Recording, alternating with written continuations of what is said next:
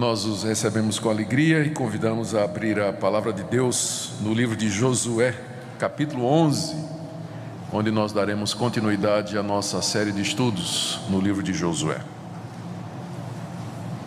Aqui nós temos os relatos, ou o relato das vitórias que Deus deu ao seu povo de Israel sob a liderança de Josué. Versos de 1 a 5, nós lemos a respeito de uma aliança que foi feita com os reis que habitavam na região norte de Canaã, uma aliança militar sob a liderança de Jabim, que parece ter sido o rei mais forte daquela região, com o objetivo de enfrentar os israelitas que já tinham ganhado a parte sul da terra prometida. Do verso 1 a 5.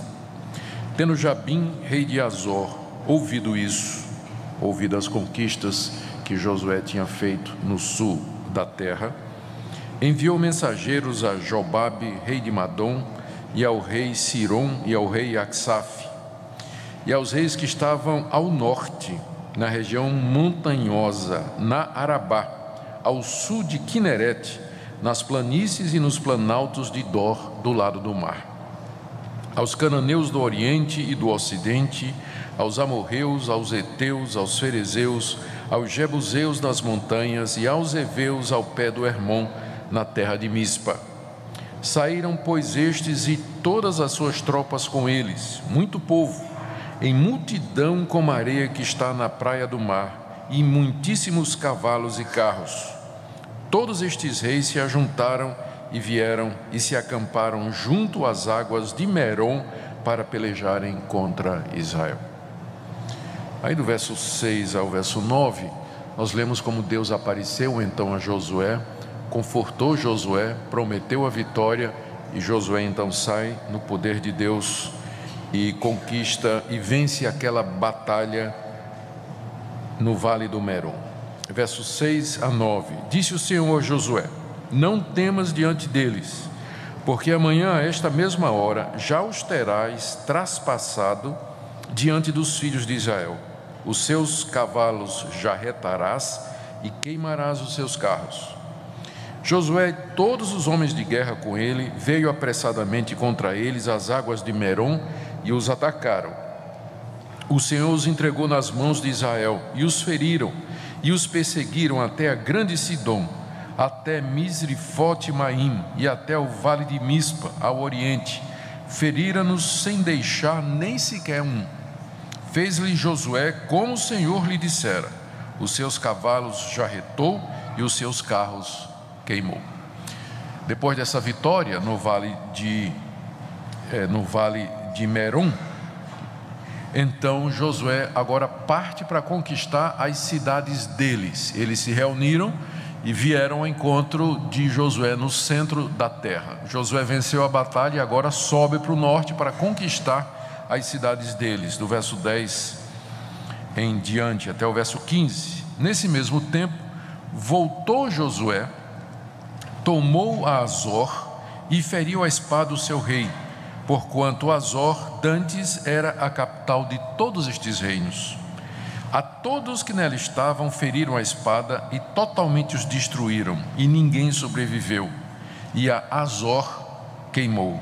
Josué tomou todas as cidades desses reis e também a eles, e os feriu a espada, destruindo-os totalmente, como ordenara Moisés, servo do Senhor.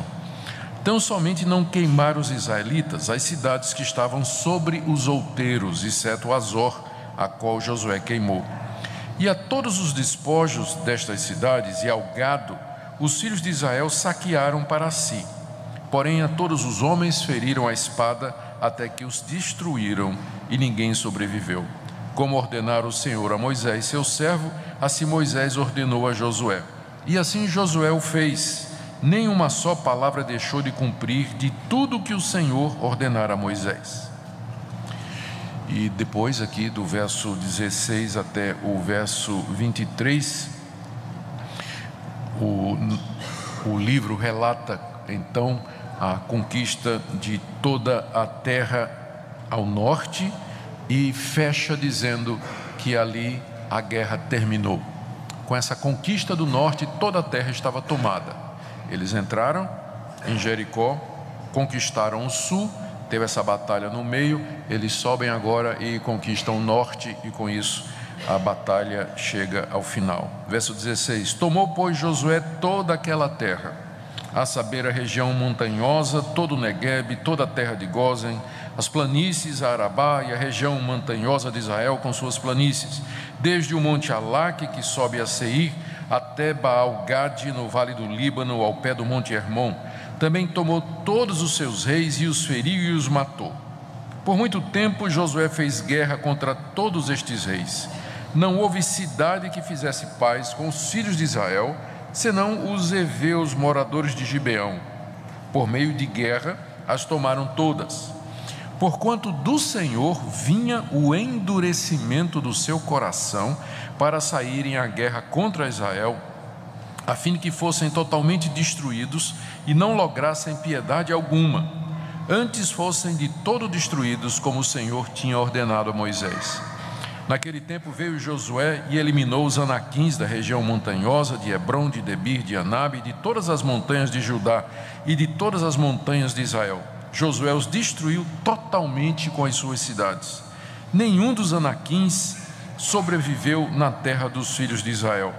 Somente em Gaza, em Gate e em Asdod alguns subsistiram. Lembrando que os anaquins eram homens de grande estatura.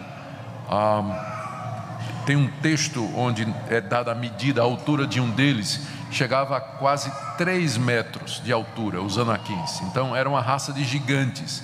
Então quem Josué pegou de gigante, eliminou. Não sobrou, ou sobraram muitos poucos, como diz aí o verso 22. Assim tomou Josué toda esta terra, segundo tudo o que o Senhor tinha dito a Moisés. E Josué a deu em herança aos filhos de Israel, conforme as suas divisões e tribos, e a terra repousou da guerra. Então aqui terminam as guerras da conquista.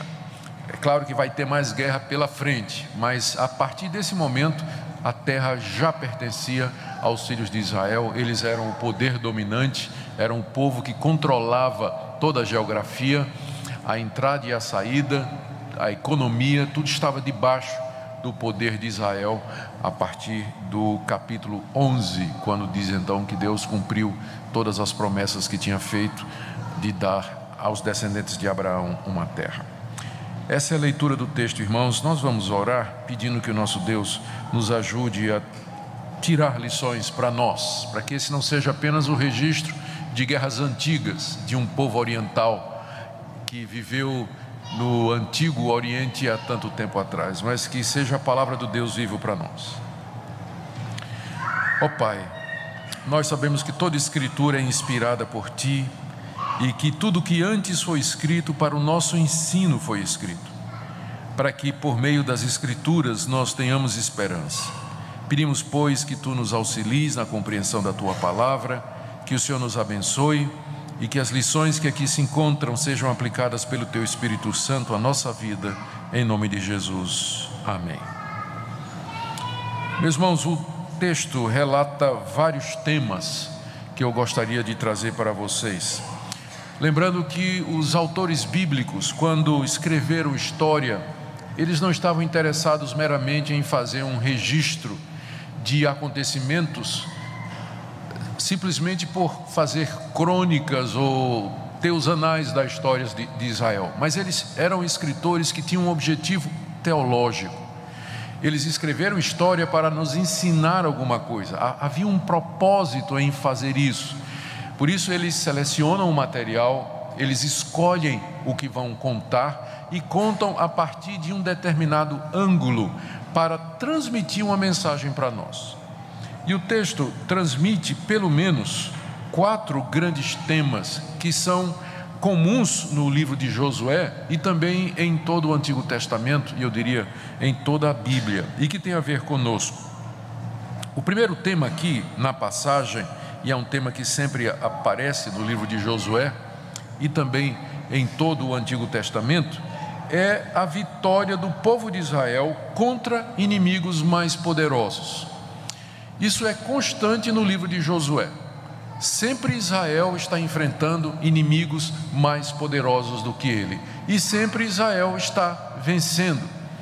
Quando Israel atravessa o rio Jordão na entrada da terra prometida, está diante de uma cidade fortificada, que é a cidade de Jericó, muito bem preparada, muito bem defendida, humanamente impossível de ser saqueada. Mas nós conhecemos o que aconteceu. Pela intervenção de Deus, as muralhas ruíram e o povo de Israel conquistou aquilo que antes parecia impossível. Mais adiante, Israel se depara com a confederação de reis do sul, que se reúnem para atacar uma cidadezinha chamada de Gibeon, que foi o único povo que fez aliança com a nação de Israel e que se tornaram aliados de Israel. Israel, então, Josué com os exércitos de Israel sai em defesa dos gibeonitas, e o que parecia uma vitória impossível é concedida outra vez pela graça de Deus.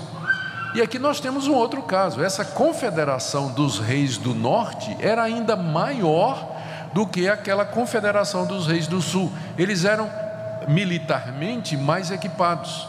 Pela primeira vez na história relatada no livro de Josué, aparece carros de guerra com cavalos, provavelmente adquiridos no Egito. Eram carros de madeira com pinos de ferro, chapas de ferro, preparados para a guerra. É a primeira vez que aparece no livro de Josué esse equipamento militar. Então era um exército muito numeroso, muito grande, e eles estavam acuados, eles estavam preocupados. E pessoas, quando se sentem ameaçadas, elas se tornam ferozes. Era um exército altamente motivado, que vinha para destruir o povo de Israel, e Deus deu vitória. Porque qual é o elemento surpresa do povo de Israel? Por que Israel venceu todas estes combates e vitórias? Não é que eles eram melhores, não é que eles eram mais bem preparados militarmente, não é que eles tinham mais estratégia militar, ou que seus soldados fossem mais hábeis, mas era que Deus estava com o povo. Isso ficou muito claro no capítulo 7, quando eles iam enfrentar uma cidadezinha pequena chamada Ai, mas por causa do pecado de um soldado chamado Acã, Deus retirou a sua graça, e o que parecia uma vitória certa foi uma derrota fragorosa. Se Deus era com Israel, quem podia ser contra Israel? Então esse é o segredo do povo de Deus. Esse é um dos temas que é tratado no livro, que se Deus está com seu povo, não há inimigo grande demais, poderoso demais, que não possa ser vencido. Se Deus é por nós, esse é o refrão da Bíblia toda. Se Deus é por nós, quem será contra nós? Se o poderoso está conosco, se o Criador de todas as coisas está com o seu povo, quem poderá vir contra o povo de Deus? Quem será contra nós, se Deus é o nosso defensor? Esse é o tema número 1 dessa passagem, e também de todo o livro de Israel, e por que não dizer, da Bíblia toda. Que o nosso segredo aqui nesse mundo é Deus, e quando nós trazemos isso para a igreja, nós vemos que tem uma aplicação muito importante. A igreja, ela é diferente, ela não vence pelo marketing, porque ela tem um planejamento estratégico muito bem feito, porque ela tem o domínio da mídia, porque ela sabe usar recursos de divulgação, porque ela tem talentos dentro da igreja. Tudo isso é bom e é importante, mas uma igreja, ela pode ser financeiramente poderosa, ela pode ter talentos ali dentro, ela pode ser uma igreja que tenha estratégia, marketing, que ela tenha mídia, e ainda assim o que ela está fazendo não representa uma vitória no reino de Deus, porque o segredo da igreja é Deus. Às vezes nós focamos apenas no método, como conseguir um objetivo, vamos ganhar Goiânia para Cristo. Então a gente começa a pensar numa estratégia. Não é que é errado fazer isso, mas às vezes a gente se concentra só na estratégia. O que nós vamos fazer? Vamos pegar um mapa, vamos olhar onde não tem igreja, temos recursos para isso, vamos fazer. Está tudo certo, mas o que vai dar a vitória é a presença de Deus ao nosso lado. Se Deus não estiver conosco, se Ele não abençoar o que a igreja fizer, ela vai ser como uma instituição qualquer, ela vai ser como qualquer ONG, ou um clube, ou enfim, qualquer outra coisa. Mas o segredo da igreja é a presença de Deus. Deus tem que estar conosco. E como é que Deus está conosco? Isso o livro de Josué já deixou claro. Se nós andarmos humildemente diante de Deus, se nós obedecermos a Deus, se nós o buscarmos, confessarmos os nossos pecados, Ele então estará conosco e Ele haverá de nos guiar. Uma outra lição que nós aprendemos aqui no texto que nós acabamos de ler, e que é um dos temas prediletos do livro de Josué, e mais uma vez do Antigo Testamento e do Novo também, é a questão da obediência. A obediência de Josué é enfatizada aqui no capítulo 11. 3 vezes está dizendo, no verso 9, no verso 12 e no verso 15: e Josué fez conforme foi ordenado.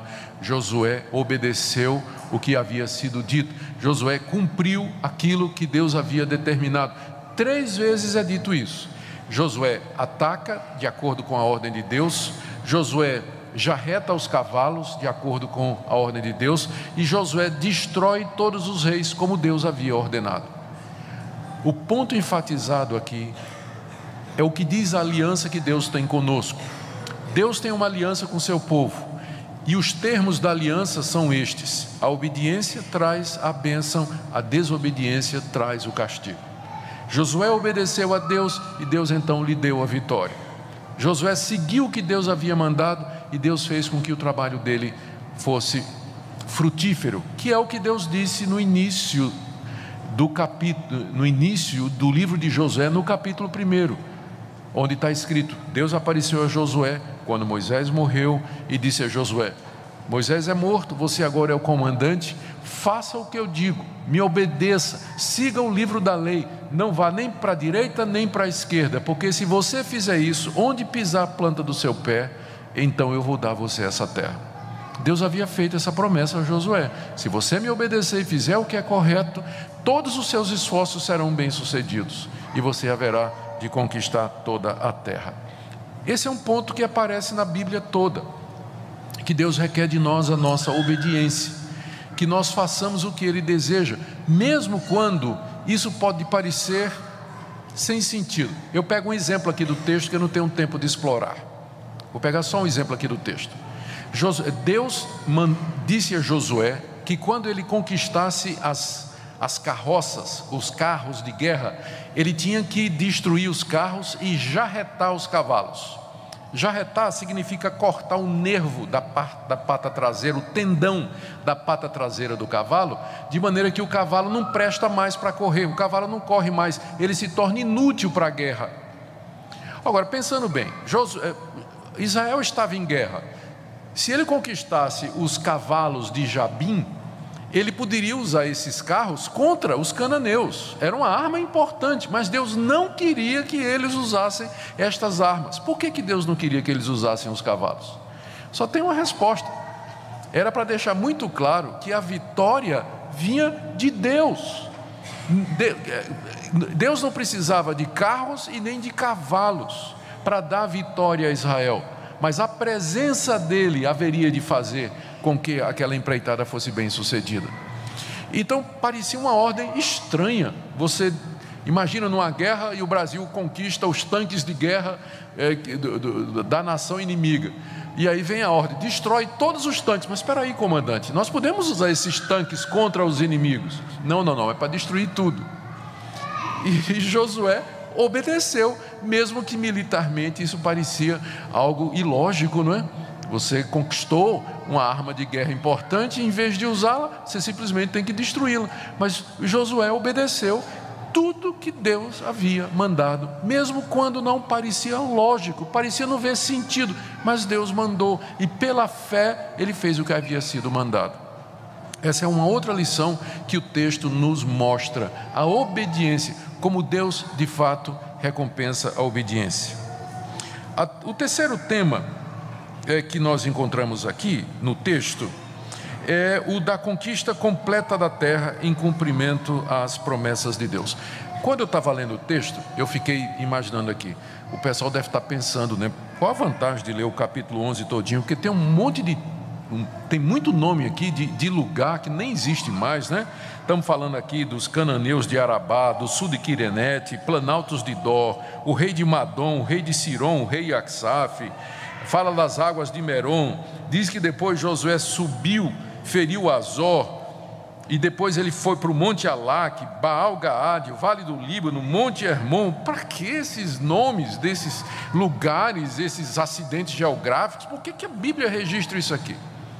A resposta é que isso aqui está registrado como uma espécie de documento que Deus está dando à nação de Israel, da posse da terra. Está registrado o que é que os israelitas conquistaram. Por que isso é importante? Porque vai bater lá com o livro de Êxodo, porque vai bater lá com o livro de Deuteronômio, onde Deus disse: eu vou dar a vocês. Deus tinha dito muitos anos antes, Ele tinha dito: eu vou dar a vocês essa terra, começando aqui no norte, descendo pelo mar, indo até o sul, essa montanha, esse vale, essa propriedade, essa região, eu vou dar a vocês. Por isso que o capítulo 11, e depois com muito mais detalhes o resto do livro, registra o que é que foi conquistado, para dizer: o que Deus prometeu, Ele cumpriu.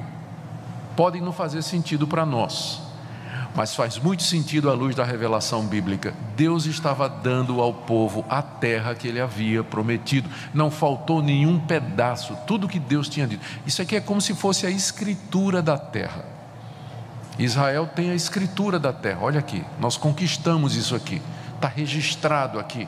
Todas as terras das quais que nós tomamos dos cananeus e que passaram a ser a nossa possessão. Então, isso é importante para deixar claro que Deus cumpre as suas promessas. Tudo que Ele promete, em detalhes, Ele haverá de fazer. E nós podemos confiar em Deus. É o mesmo Deus fiel que nos deu muitas promessas pelas quais nós devemos viver.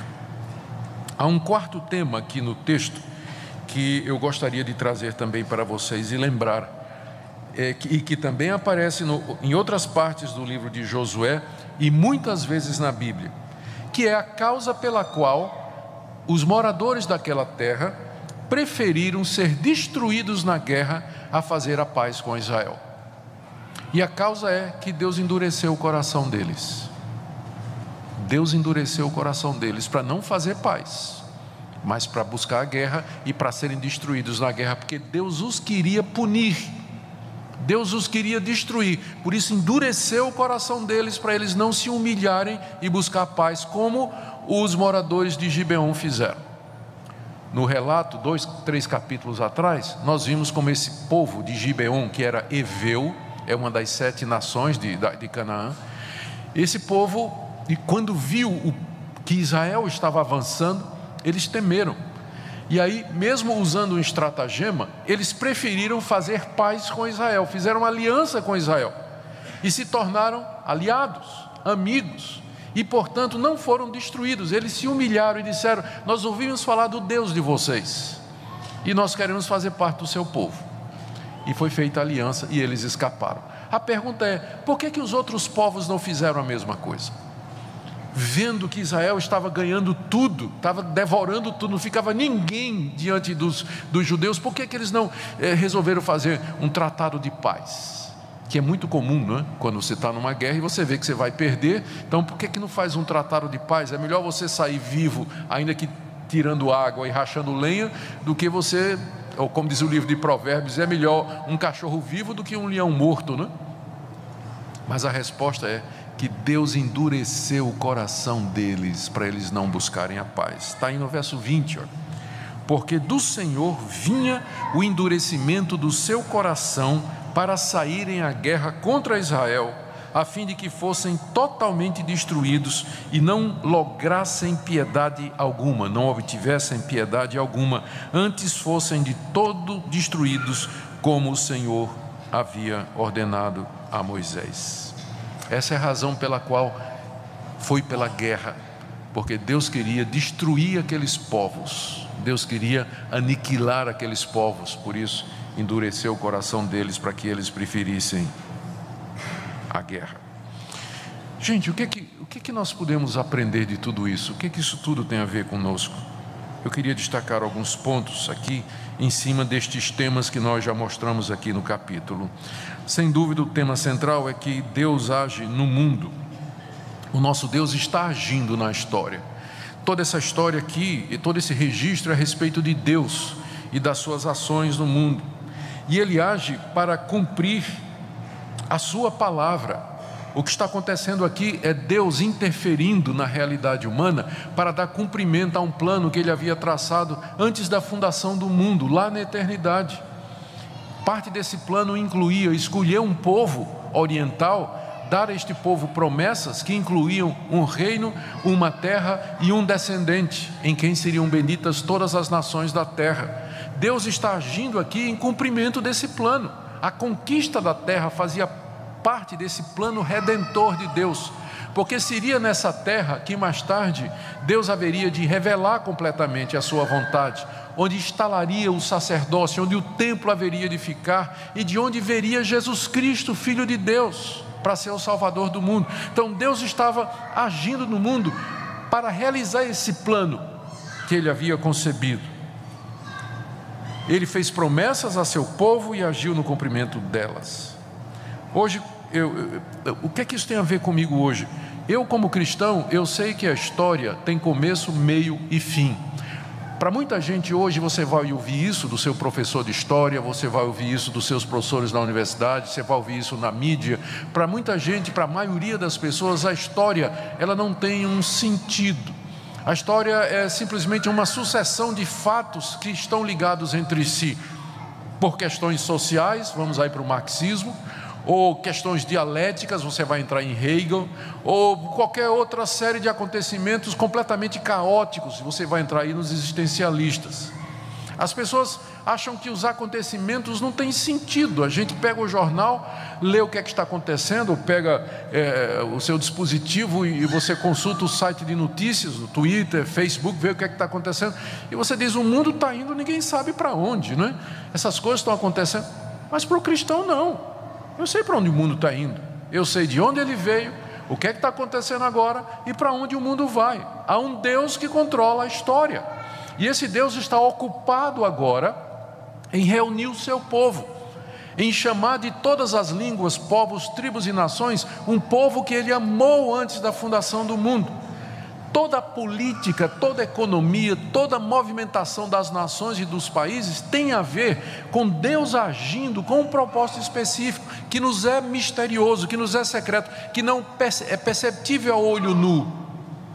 Mas eu, pela fé, sei que Deus continua agindo no mundo, nem sempre de forma sobrenatural, mas pela providência, pelas circunstâncias, Ele está preparando um povo para si, que nós chamamos da sua igreja, de entre todas as nações. Ele está realizando o seu propósito em punir os ímpios, por exemplo, em castigar os desobedientes. Ele está fazendo isso.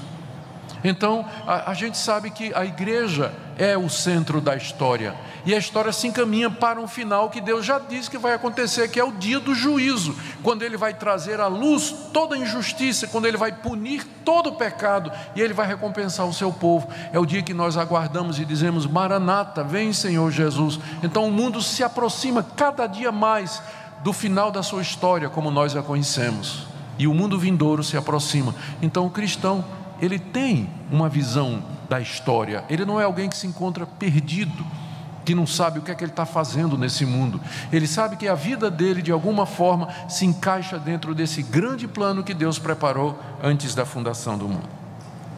E nessa ação de Deus, eu já destaquei aqui que Ele abençoa a obediência, que Ele age em favor do seu povo, mas deixe-me falar um pouquinho mais a respeito desse último ponto aqui, que eu vou usar depois para terminar com uma exortação para nós. É que o texto deixa muito claro que Deus endurece pessoas. Está claro o texto, não está? Veio de Deus o endurecimento do coração daqueles homens. Quando você compara essa passagem com outras, o quadro que você tem é que Deus endurece a quem Ele deseja castigar. Esse é o ponto. Quando Deus deseja castigar alguém, Ele endurece o coração daquela pessoa. para que aquela pessoa se torne ainda mais merecedora de castigo. Nós temos alguns exemplos na Bíblia, eu quero mostrar para vocês. No livro de Êxodo, Deus apareceu a Moisés e disse: quando você voltar ao Egito, Moisés, faça diante de Faraó todos os milagres que eu te mostrei, mas eu endurecerei o coração de Faraó, para que não deixe ir o povo.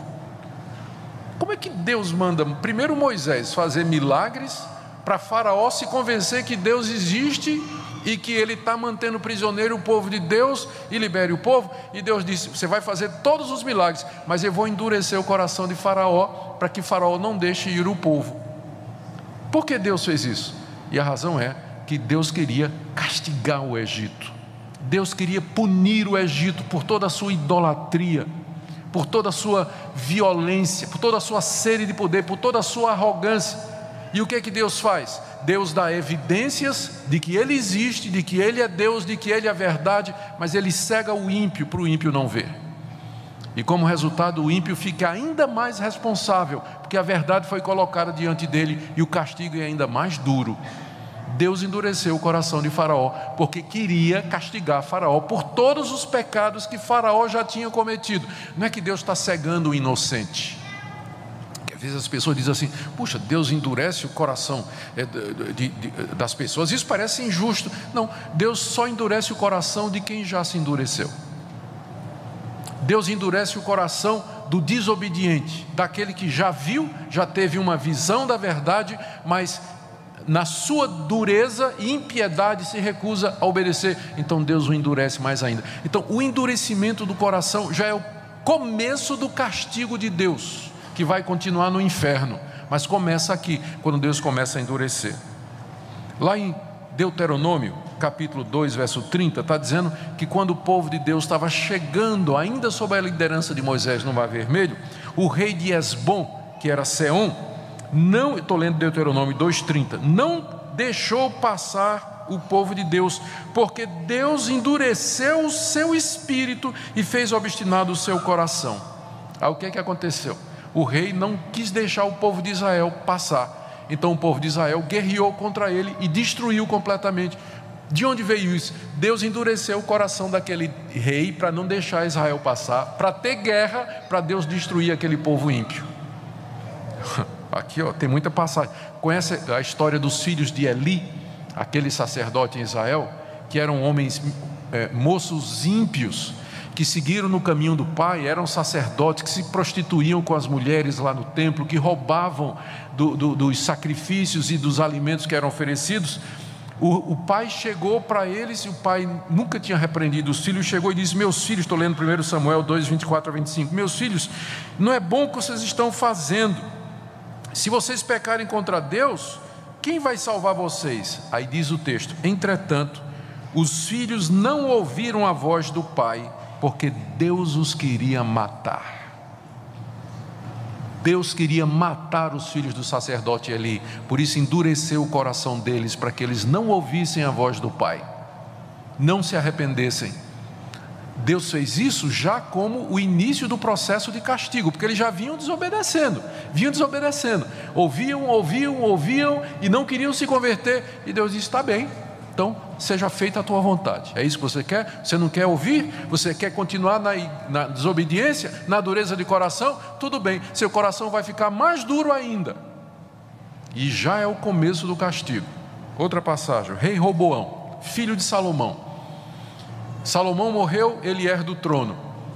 O povo de Israel vem e diz: teu pai tinha tributos muito pesados, cobrava muito imposto, você é rei agora, então alivia os impostos, dá uma melhorada aí no imposto de renda, né? Diminui um pouquinho, baixa as taxas, você agora é nosso rei, não seja como o teu pai. Na época do teu pai era muito pesado.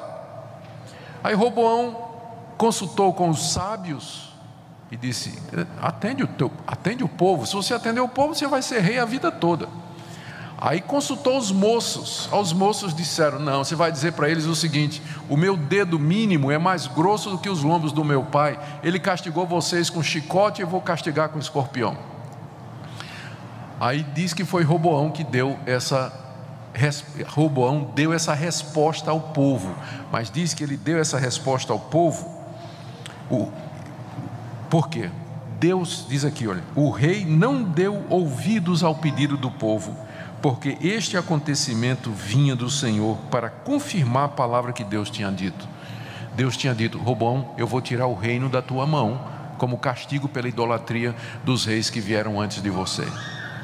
E o resultado foi que Roboão, coração dele se endureceu, coração dele seguiu o caminho pior. O resultado vem logo em seguida no texto: o povo dividiu. Foi quando houve a divisão do reino do norte e reino do sul. Deus fez isso. Quem não lembra de Isaías capítulo 6, quando Deus diz a Isaías, vai e prega o evangelho, mas eu vou endurecer o coração desse povo, para que eles não ouçam a tua pregação, Isaías. Isaías 6, de 9 a 10, endurece o coração desse povo, Isaías, cega os olhos dele, deixa os seus ouvidos surdos. Isaías, quando foi pregar, ele já ia saber que não ia ter, no relatório dele no final do ano para o conselho, não ia ter convertido nenhum. Quantos você converteu esse ano, Isaías? 0. Deus endureceu o coração do povo de Israel para não se arrepender com a mensagem de Isaías. Por quê? Porque Deus queria castigar a nação de Israel. Chegou no tempo que Deus disse: agora basta, agora é juízo. Por que é que eu estou contando tudo isso? Ainda posso dizer mais um. Romanos capítulo 9, Paulo diz: logo ele tem misericórdia de quem quer e também endurece a quem lhe apraz. Deus tem misericórdia de quem quer e endurece a quem lhe apraz endurecer. Só que Deus geralmente endurece quem já começou um processo de endurecimento. E agora deixe-me fazer algumas aplicações e eu termino. Queridos irmãos, talvez você pergunte: onde é que está Deus hoje? Onde é que Ele está agindo? Deus está agindo na história. Deus está agindo aqui ao nosso redor. E você, como cristão, deveria pela fé perceber a ação de Deus no mundo e na vida das pessoas, na conversão e transformação de vidas, no castigo dos ímpios, na providência de Deus. O nosso Deus não está morto, não está cego, nem surdo, nem seu braço estendido para que não possa agir. Ele está ao nosso redor e você devia saber isso. Ele é o Deus que intervém, o Deus que ouve orações, o Deus que guia a nossa vida. Talvez você pergunte: mas qual é o plano de Deus para a minha vida? Eu não tenho resposta para essa pergunta. Se você está perguntando com quem eu vou casar, que profissão eu vou seguir, onde é que eu vou morar, em que colégio eu vou colocar meus filhos, eu não tenho resposta a essas perguntas. Mas eu posso lhe dizer que o plano de Deus para você se encaixa dentro desse plano geral que Ele tem para o mundo, de que Ele está agindo no mundo, salvando o seu povo, santificando o seu povo, preparando o seu povo e punindo os ímpios por causa da sua incredulidade. E a minha última palavra, então. Eu espero que o que foi dito aqui com relação ao endurecimento fale profundamente ao seu coração. Esse é um princípio bíblico. A Escritura está cheia de exortações do tipo assim: buscai ao Senhor enquanto se pode achar, invocai-o enquanto está perto. Num certo sentido, eu não quero ser mal compreendido quando disser isso, a paciência de Deus tem limites e a espera de Deus tem limites. Se você vem consistentemente o tempo todo, já há muito tempo, resistindo ao Espírito Santo, dizendo não para Deus, endurecendo o seu coração, adiando o momento do arrependimento, de mudança de vida, deixando para depois fazer o que você sabe que é certo, pode ser que chegue um momento que você diga assim: agora está na hora de eu me converter, e o seu coração não queira mais, e você não encontra mais nada na sua alma que queira se converter. Às vezes as pessoas pensam assim: não, eu vou dar um tempinho, porque você está pensando que você pode se converter e mudar na hora que você quiser. Você não pode. O seu coração é corrompido, é marcado pelo pecado. Nós temos que aproveitar as oportunidades que Deus nos dá, quando a graça de Deus nos dá oportunidades como essa agora de manhã, por exemplo, em que você está ouvindo a palavra de Deus